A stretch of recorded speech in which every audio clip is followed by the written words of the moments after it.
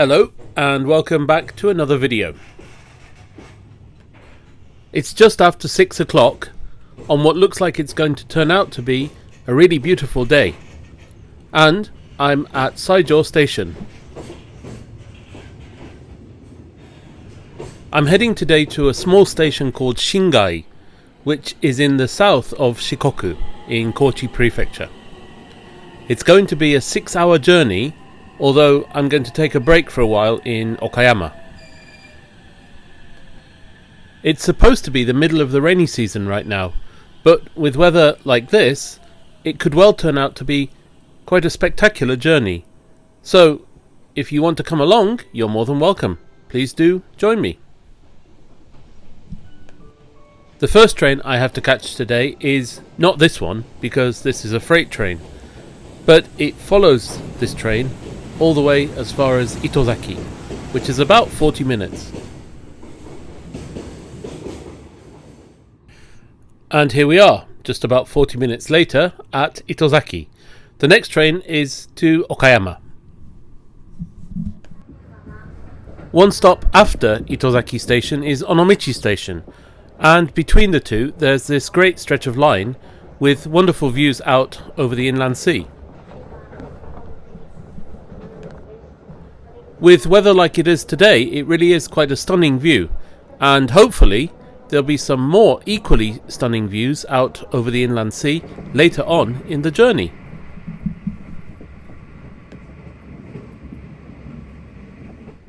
From Itozaki to Okayama is about 90 minutes by local train, and here I am at Okayama.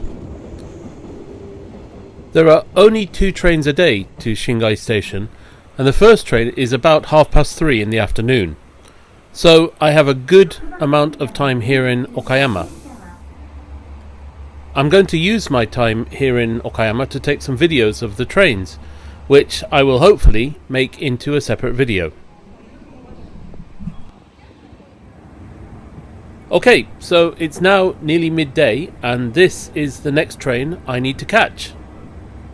It's the Nampu service to Kochi, right down in the south of Shikoku Island.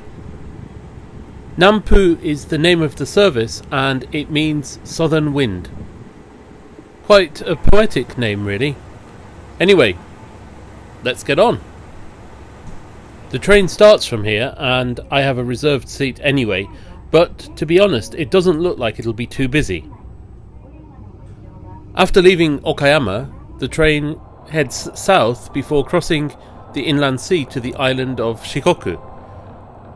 Shikoku is joined to the mainland by the Seto Ohashi, which is the name for a series of 10 bridges which span the inland sea. We're just crossing the first of those bridges now. This, I have to say, is one of my favourite train journeys in Japan. When the weather is cooperating, as it certainly is today, the view from the train out over the inland sea is nothing short of breathtaking. Anyway, I'll let you enjoy the view for a little while.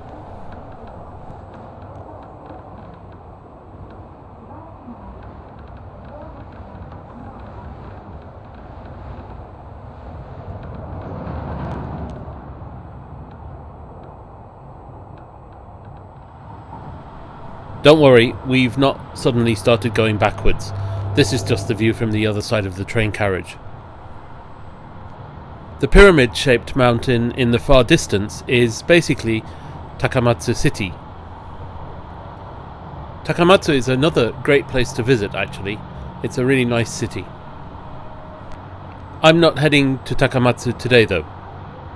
When you enter Shikoku, having crossed the Seto Ohashi, the railway line divides into 2. East is to Takamatsu, but today we're going west and then south through the very centre of the island of Shikoku. The line that heads south to Kochi is called the Dosan line, and it is a quite ridiculously pretty line. No, not pretty, it's quite spectacularly beautiful, actually. And this is just an example of the sort of views you can get. The train is now heading down towards Awa Ikeda station. Over the 11.8 kilometers between Tsubojiri and our Ikeda, the line drops by a staggering 156 meters. Okay, this very picturesque setting is Oboke Station, and this is where I leave the Nampu service to Kochi. That's it just departing, in fact. The final stage of the journey to Shingai is by local train, and the train is in about 30 minutes. 30 minutes is more than enough time to come and see the Yoshino River, which is right next to the railway station. In fact, there are steps down from the station to a little lookout over the river, which is actually where I am now. South of roughly the Awa Ikeda area, the Yoshino River has created this incredible gorge, which is famous for its scenery. It's also a great place to do water sports, if you like that sort of thing. The area is also known for the precipitousness of its valleys. In fact, it's said that after a famous battle in Japanese history, the losing side came and hid in the hills and mountains in this area, simply because they are so inaccessible. I would imagine that even now, there are some parts of this area which are completely inaccessible. Back at Oboke Station, there is the Shikoku Mannaka Sennen Monogatari train. This mouthful of a service is a dining and tourist train that runs from Tadotsu, which is fairly close to the Seto Ohashi, all the way down this line to here, Oboke. When a railway line has its own dedicated sightseeing stroke tourist train, it's a fairly good indicator that the line is a scenic one, and the Dosan line is certainly that. I'd like to take a trip on this train sometime, but I hear it's quite difficult to book. This is a Nampu service just leaving the station bound for Okayama. When you look at the hills and mountains in the distance, in a way it's incredible that they ever managed to build a railway through this valley. I'm very glad they did, though. Anyway, my train is almost due, so I'm on the platform waiting. There are only 5 local trains a day on the route. And here it is. It's only a one-carriage train, but to be honest, that's all I was expecting. From here to Shingai is an hour and 10 minutes. The line south of Oboke is beautiful too. The Yoshino River is always close by, which in a way makes sense because both the river and the railway are in the same fairly narrow valley. I've quoted the poem Adlestrop by Edward Thomas in a previous video, but stations like this always remind me of what he wrote. No one left and no one came on the bare platform. Such an evocative line in such a beautiful poem, really. And perhaps, unfortunately, so applicable to many of the stations on this line. Okay, we're getting fairly close to Shingai Station now. Like Tsubojiri, another station on the Dosan line, which I made a video of a few months ago, it's a switchback station. And here we are, approaching the switchback. So the main line heads straight on, but we're swinging to the left into the siding from which we can reverse into the station. The driver will next change to the other end of the train so that he can drive the train back into the station itself. I'm going to change ends too so that I can watch the approach into the station. Okay, so this is the view from what was the back of the train, but is now, for this short section only, the front. It's perhaps a good job that these trains are only one carriage long. Anyway, we're heading back along the siding we've just come along, obviously, with the main line on the left of the picture. We're now going to cross the main line and head into another siding on the other side of the main line. This second siding is the one with the station platform on it. So we can just see the main line heading off to the right of the picture now. We curve away from the main line into the short branch to the platform itself, which we can just see. It's a fairly short, simple platform, and the line doesn't go any further than the end of the platform itself. There's a fairly simple station building, but from what I've been able to find out, there's precious little else. Okay, so this is the view from the station looking back towards the main line. The train has to wait for an express to Okayama to pass before it can rejoin the main line. It should be here any second now. In fact, I think I can just hear it coming along the line. And there it is now.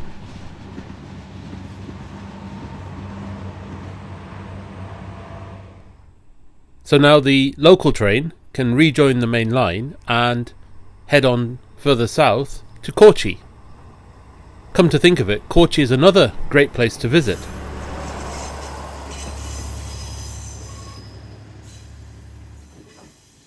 Right, so with that train gone, I have just over an hour until the next train. My train, in fact. Shingai Station has the fewest trains per day of any station in the whole of Shikoku. There are just 2 trains a day south, one of which I just got off, and 4 trains a day north. 6 trains a day. That just edges out Tsubojiri with its 7 trains a day for the number 1 worst spot in the whole of Shikoku.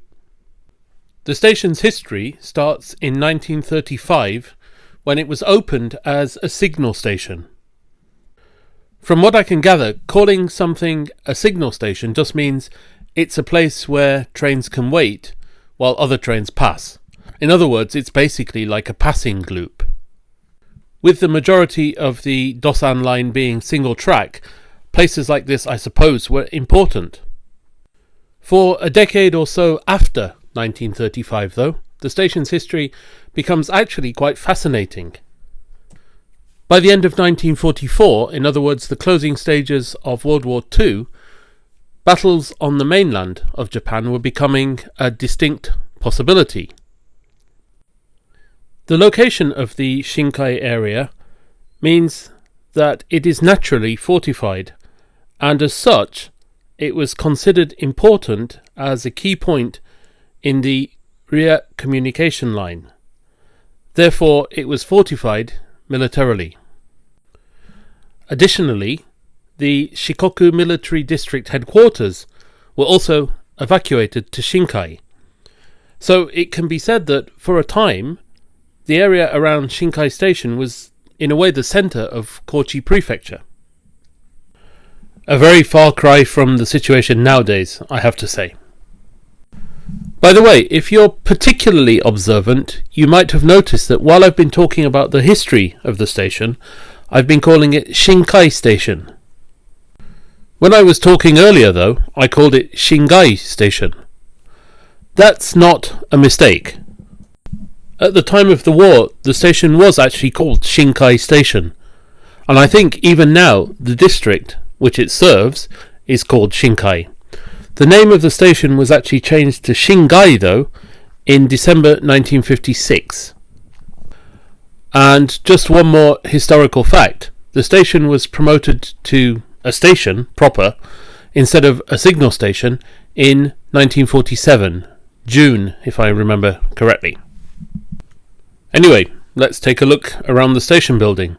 Something tells me this is not going to take long. As you can see, it's nothing more than a bare room, really. There is a timetable, though, showing all 6 trains a day. It probably won't surprise you to know that the average number of people using the station is a grand total of 0.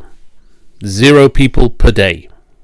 In fact, when I arrived, the train driver was positively shocked that someone was actually wanting to get off at the station.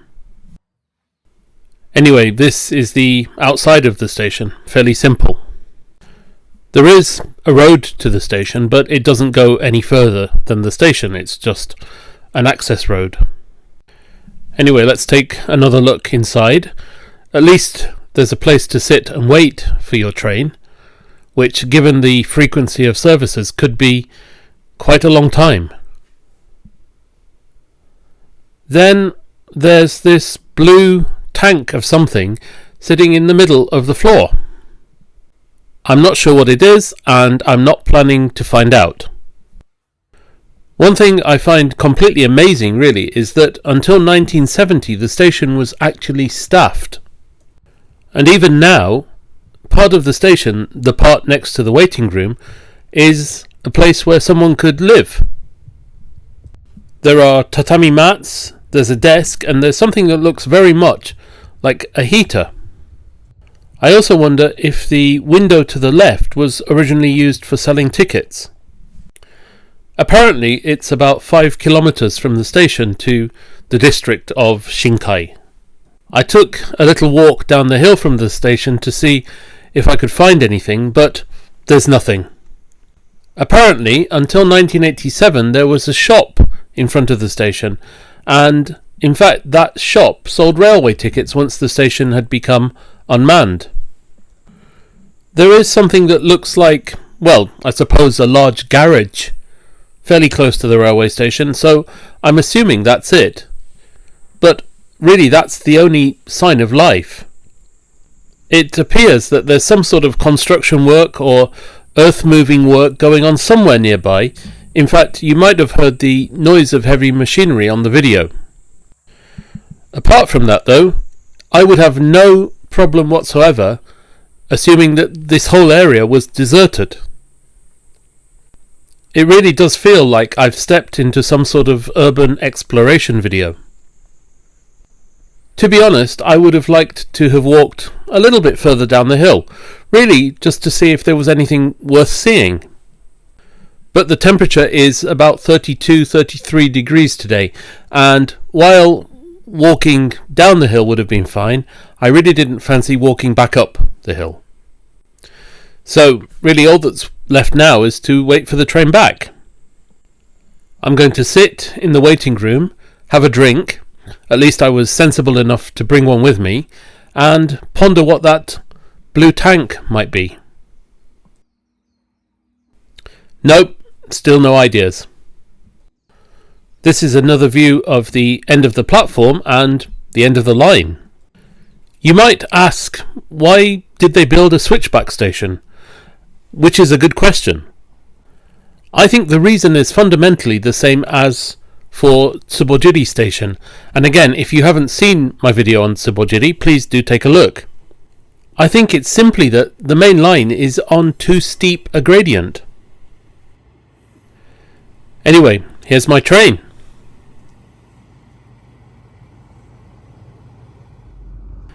I don't really know why I'm even bothering to say this, but of course, nobody got off the train at Shingai. I was the only person getting on as well. Again, of course. Anyway, this is the view from the front of the train as we do the whole switchback routine again. First, we have to cross the main line again. The main line is coming from left to right, or right to left for that matter. And we head into the siding we used when we came. I wonder if there's some rule that says that the driver has to go so far into the siding. It would seem in a way easier just to go a little way into the siding. I'm sure there must be some rule that stipulates how much you have to clear the points by. The driver's changed ends back to the front of the train, obviously, but I'm going to stay here and watch from the back of the train. We head very slowly out of the siding, and picking up speed, we are going to rejoin the main line, heading north back towards our Ikeda station. I have to say that the main line doesn't appear to be on that much of a gradient, but maybe it's steeper than it looks. Anyway, you can see the crossing, and then heading off to the right now is the little branch to the station platform itself. Tsubojiri is a much more famous switchback station, but actually I've really enjoyed Shingai. Alright, this is Osugi Station. I need to change here to a Nampu Express service, but this Nampu Express is heading south. I have about 40 minutes to wait for my train. Anyway, before anything else, it's time to bid farewell to the local train I caught from Shingai. I have to say that I prefer to use local trains when I can, but on this line, unfortunately, it's just not possible. Time for a quick walk outside, and these are the station buildings. Quite alpine, really, I think. And here, just as at Oboke, the Yoshino River is right next to the railway station. This really is a beautiful area of Japan, and it deserves to be better known. Just look how clear the river water is. Anyway, back onto the railway station. Not all of the Nampu services stop here at Osugi, so I've been lucky that my train from Shingai connected here with not too long a wait. Apparently, Osugi is famous for the #1 cedar in Japan, hence the name. Osugi means great cedar. Something to explore on another visit, maybe. Anyway, my train is just arriving, so I'd better finish the video here.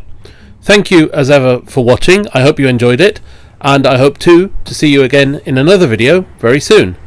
For now though, goodbye.